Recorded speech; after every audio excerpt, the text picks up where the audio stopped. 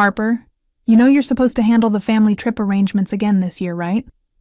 My sister Brooke said over the phone, her voice carrying that familiar tone of expectation mixed with entitlement. I was sitting in my home office in Portland, Oregon, reviewing quarterly reports for my marketing consulting business, Velmark Ventures. At 31, I had built something meaningful from nothing, but to my family, I was still just the reliable one who handled logistics and picked up tabs. Of course, I replied, though something twisted in my stomach. Same as always. My name is Harper Bell, and for the past 6 years, I've been the unofficial family vacation coordinator and primary financial contributor. What started as offering to help with my parents' anniversary trip had evolved into an annual expectation that I would plan and largely fund elaborate family getaways. This year's Hawaii trip was supposed to be the biggest yet. 17 family members across 3 generations, including my parents, siblings, their spouses, and various cousins. Great. Mom's been talking about how excited everyone is. We're thinking 5 rental cars should be enough for everyone to get around the island, Brooke continued, already assuming I'd agree to everything. 5 cars? I asked, mentally calculating the expense. How many people are we talking about exactly? Well, there's Mom and Dad, obviously, then me and Jake with the kids. Trevor and Madison are bringing their whole crew, Cousin Jessica's family of 4, Uncle Marcus and Aunt Patricia, the Hendersons from Dad's side. Oh, and Great Aunt Dorothy insisted on coming this time. I grabbed a pen and started jotting down names. 17 people total, not counting myself. The rental cars alone would cost thousands, not to mention the hotel rooms, flights, and activities. That sounds like quite a group, I said carefully. Have you all been discussing this somewhere? I feel like I'm missing some of the planning details. There was a brief pause on Brooke's end. Oh, you know how it is. We've just been throwing around ideas in the family chat. Nothing concrete yet.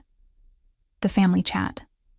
I pulled out my phone and scrolled through my messages, but I couldn't find any recent group conversations about Hawaii. In fact, I couldn't find any family group chat at all. A cold realization began to settle in my chest. Which family chat? I asked, trying to keep my voice neutral. Just the usual one. Anyway, I should go. Jake's calling me. But you'll get everything sorted out, right? You're so good at this stuff. The line went dead, leaving me staring at my phone screen. The usual family chat that apparently didn't include me. For the first time, I wondered if I was truly family to them, or just a convenient bank account with vacation planning skills.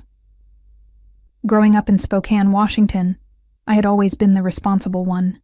While my siblings Brooke and Trevor focused on their social lives and dreams, I worked part-time jobs through high school and saved every penny for college. My parents, Robert and Linda Bell, were loving but struggled financially. Dad worked at a lumber mill, and Mom cleaned houses to make ends meet. I earned a full scholarship to Portland State University and graduated with a business degree and 0 debt. By 25, I had launched my own marketing consultancy, specializing in helping small businesses build their online presence. The work was fulfilling, and more importantly, it was profitable. Very profitable. My family's perception of me shifted dramatically when the money started flowing in. Suddenly, I wasn't just Harper. I was Harper who could afford things. Harper who could help out when times got tough.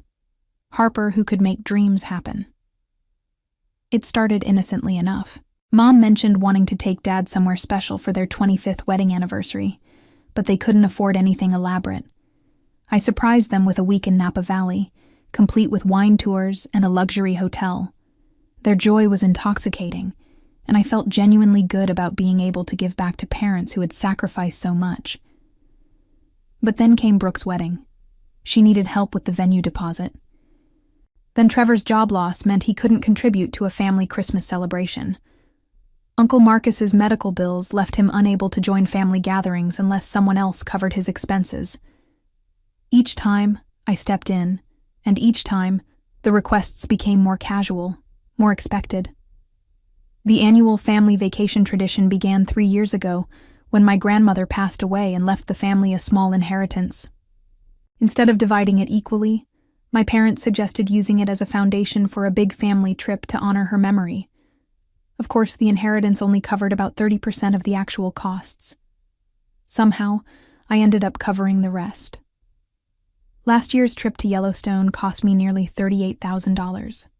The year before, our week in the Outer Banks ran $42,000. I told myself it was worth it to see everyone together, to create memories. But lately, I'd started noticing how the family dynamic shifted during these trips. I wasn't really participating as much as I was facilitating. I was the one coordinating activities, handling logistics, managing conflicts, and solving problems while everyone else enjoyed themselves. Still, I kept doing it because I loved my family, and I believed they appreciated what I was doing. The idea that they might be planning and discussing this year's trip without me had never occurred to me. But Brooke's casual mention of the usual family chat was beginning to plant seeds of doubt that I couldn't ignore.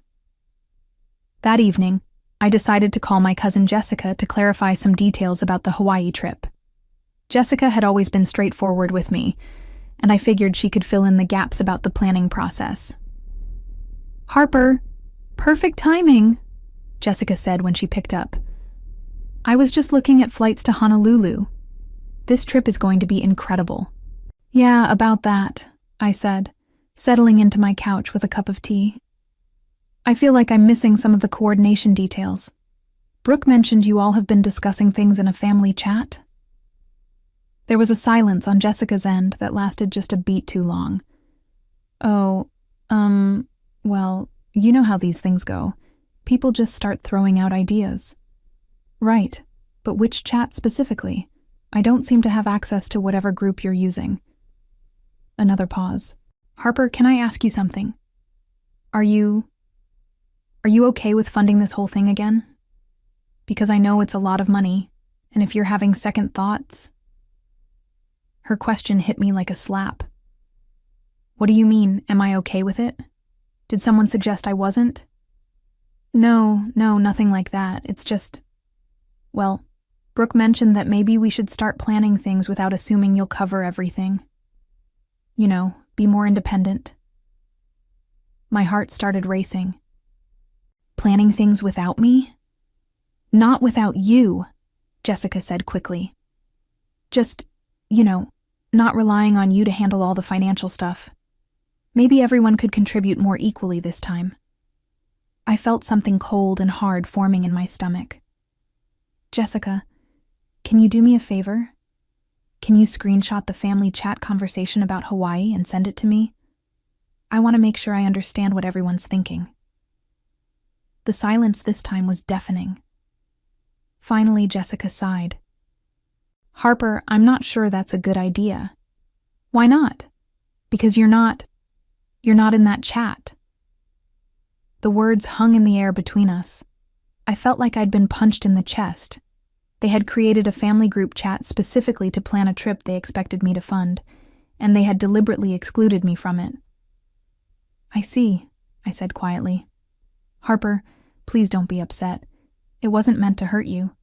It's just that sometimes when you're involved in the planning from the beginning, you tend to take over everything, and people wanted to feel more involved in the decision-making process." I took over everything?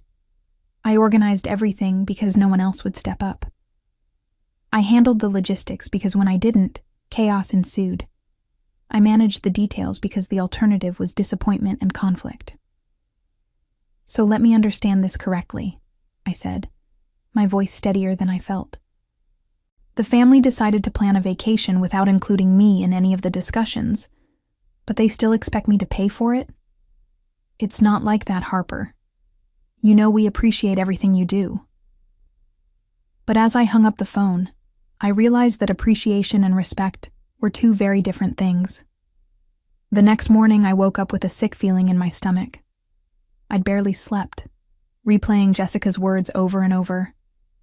I decided to reach out to Trevor, hoping he might give me a clearer picture of what was really happening. "Hey, bro," I texted him. "Can we talk about the Hawaii trip? I'm a bit confused about the planning timeline." His response came quickly. "Everything's under control, Harper. Don't stress about it. We've got the basic framework sorted out. Great. Can you add me to the group chat so I can see what's been discussed? This time, his response took longer. Actually, let me call you. When Trevor called, his voice had that careful tone people use when they're about to deliver bad news gently.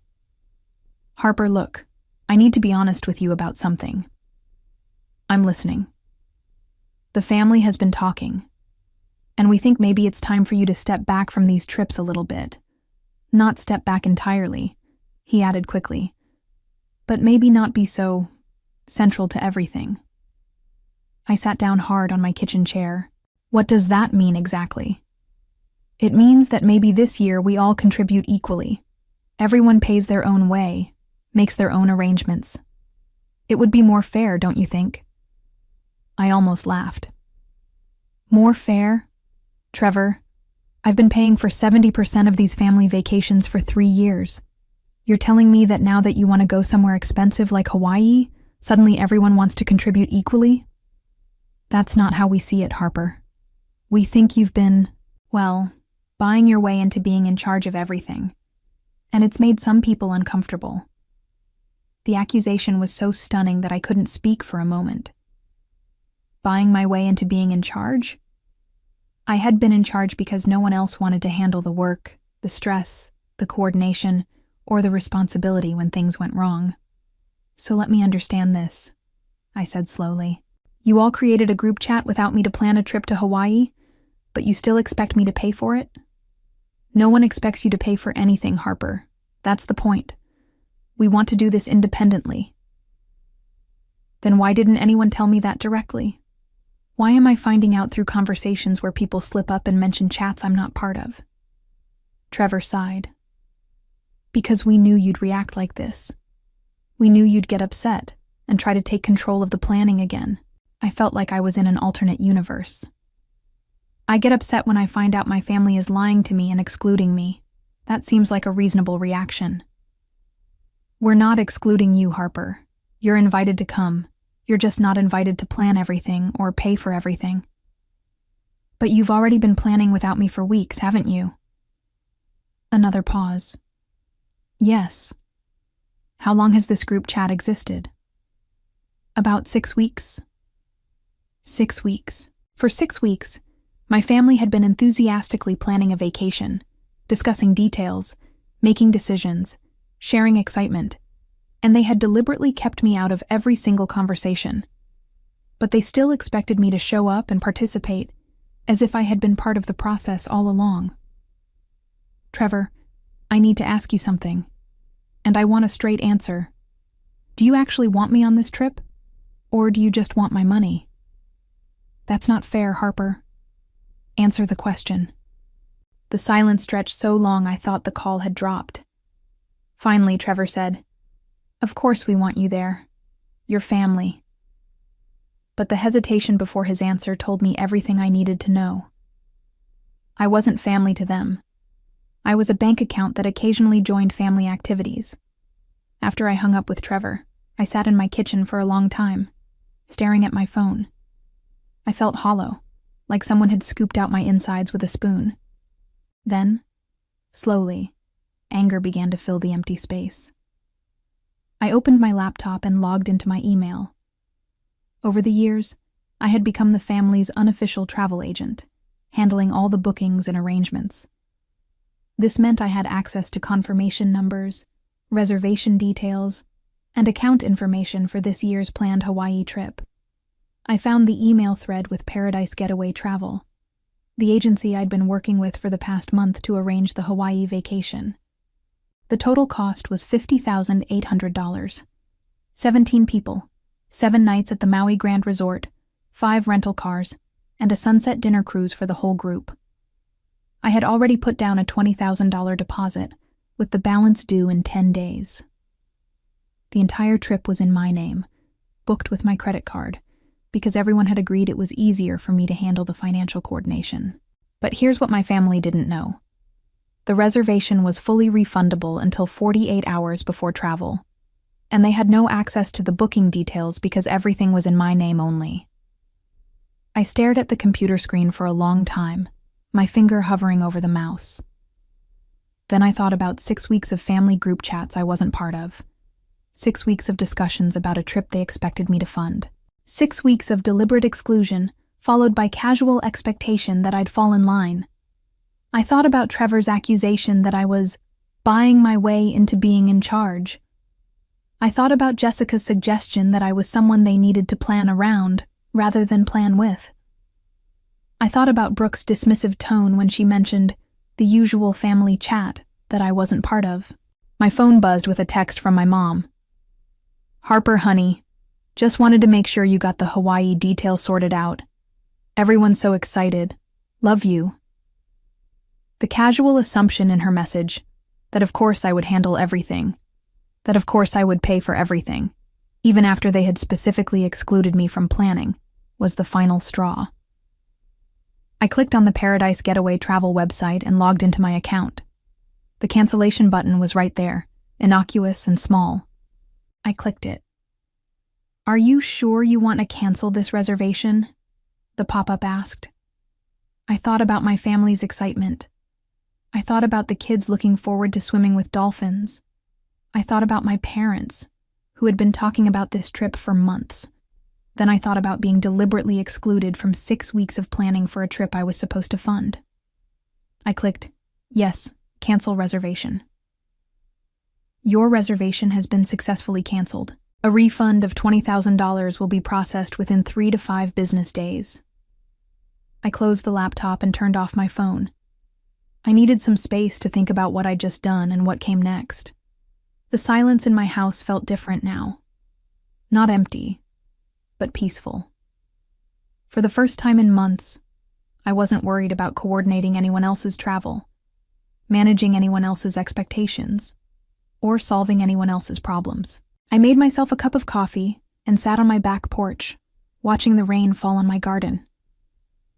Tomorrow morning, my family would discover that their Hawaii trip no longer existed. They would be angry, confused, and desperate to find someone to blame. But for right now, in this moment, I felt something I hadn't felt in years. Completely free. I woke up at 7 a.m. to the sound of my phone buzzing incessantly on my nightstand. I had turned it back on before bed, curious to see how long it would take for someone to discover the canceled reservation. Apparently, not very long. My phone screen showed 96 missed calls, 43 unread text messages, and 17 voicemails.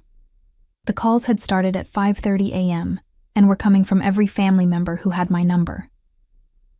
I made coffee first, then sat down to listen to the voicemails. "Harper, this is Mom. Please call me back immediately. There's been some kind of mistake with the Hawaii reservation." Her voice was tight with panic. "Harper, it's Brooke. What the hell did you do? The travel agency says you canceled our entire trip. Call me back right now." Her voice was sharp with anger. "Harper, this is Dad. I don't understand what's happening. Can you please call us so we can sort this out?" He sounded confused and hurt. The messages continued in the same vein. Panic, anger, confusion, demands that I call back and fix the situation. Not one person asked if I was okay or why I might have made this decision. They all simply assumed it was a mistake that I needed to correct immediately. I was scrolling through the text messages when my phone rang again. It was my mom. "Harper, thank goodness. What happened with the reservation? The travel agency says you canceled everything yesterday." "I did cancel it," I said calmly. Silence. Then, "Why would you do that? Everyone's been looking forward to this trip for months." "Have they?" I asked. "Because from what I understand, everyone's been planning this trip for 6 weeks in a group chat that I wasn't included in. So I'm curious how you know what everyone's been looking forward to." Another silence. When Mom spoke again, her voice was carefully controlled. "Harper, I think there's been a misunderstanding." "I don't think there has been. I think the understanding is perfectly clear. You all wanted to plan a family vacation without me but still expected me to pay for it. So I removed myself from the equation entirely." "That's not what happened, sweetheart. You're still invited to come." We just thought it would be nice if everyone contributed equally this time. Then everyone can book their own reservations and contribute equally, I said. I'm sure the 17 of you can coordinate your own travel arrangements. Harper, please be reasonable. The trip is in 3 weeks. Everything's booked up now, and the prices have gone up significantly since we first looked. I had anticipated this. Peak season Hawaii travel, booked last minute, would cost at least double what I had originally reserved. Maybe triple. That sounds like a planning problem, I said. I'm sure if you all put your heads together in your group chat, you'll figure something out. This is ridiculous, Harper. You're punishing everyone because your feelings got hurt. My feelings didn't get hurt, Mom. I made a business decision. You all decided you wanted to plan this trip independently, without my input, so now you can fund it independently too. You know we can't afford to do this on our own. Not at these prices. Then maybe you should have thought about that before excluding me from the planning process. I could hear her frustrated sigh through the phone. Harper, please. Your father and I have already requested time off work. The kids are so excited. Can't we work something out? The time to work something out was 6 weeks ago when you created that group chat.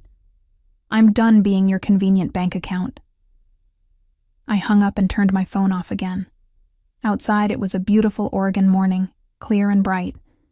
I had nowhere I needed to be, no one else's crisis to manage, no expectations to fulfill except my own.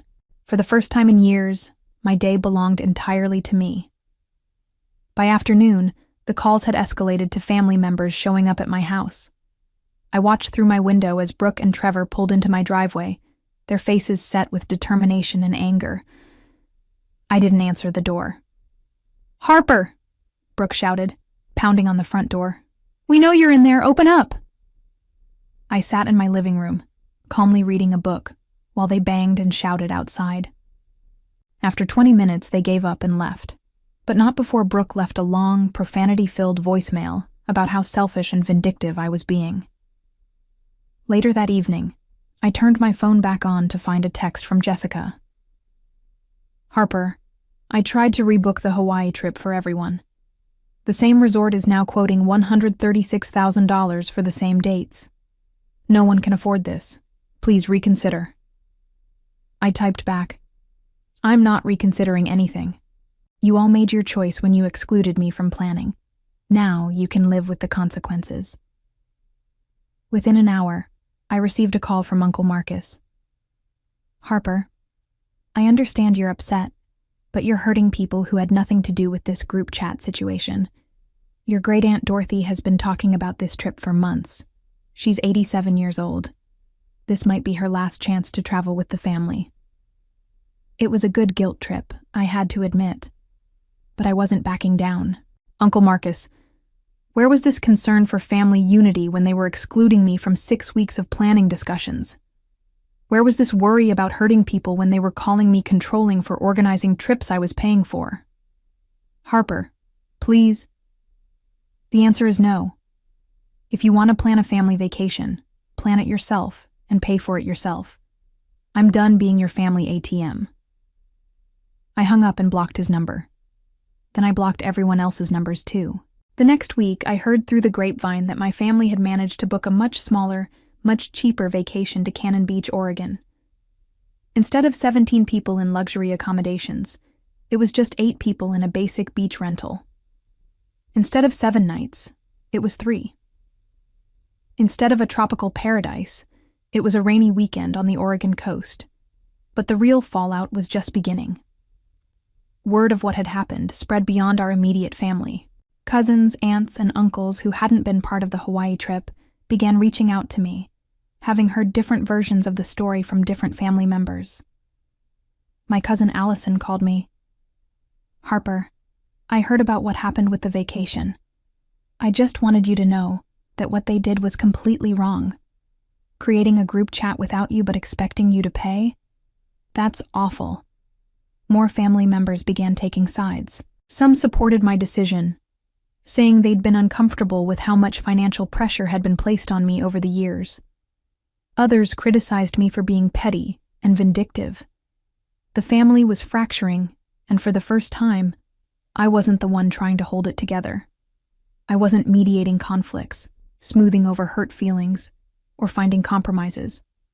I was letting them deal with the mess they'd created. My parents tried a different approach, sending me a letter instead of calling. It was full of hurt feelings and accusations, but it also contained an admission I'd been waiting for.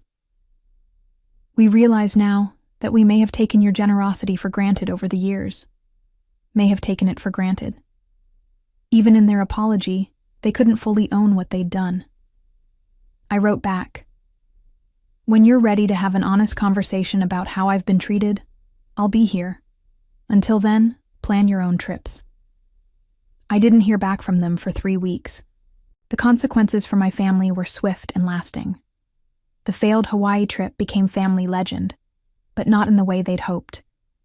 Instead of bonding memories in paradise, they had a story of exclusion, entitlement, and spectacular backfire. Brooke and Trevor struggled to rebuild relationships with cousins who had lost respect for how they'd treated me. My parents faced awkward questions at family gatherings about why they'd allowed their daughter to be excluded from planning a trip she was expected to fund. Uncle Marcus found himself mediating conflicts he'd never had to handle before, now that I wasn't available to smooth things over. The family dynamic had permanently shifted, and they were forced to confront how much they'd relied on me not just financially, but emotionally and logistically. As for me, I discovered something liberating about setting boundaries. I continued my consulting work with renewed energy, traveled to places I wanted to see, and built relationships based on mutual respect rather than financial dependency. 6 months later, when my parents finally called to offer a genuine apology and invite me to a small family dinner with no expectations attached, I accepted. But I never again became the family's automatic solution to money problems or planning challenges. Looking back on that moment when I clicked cancel reservation, I realized it wasn't just revenge. It was the first step toward reclaiming my worth and teaching my family the difference between love and convenience.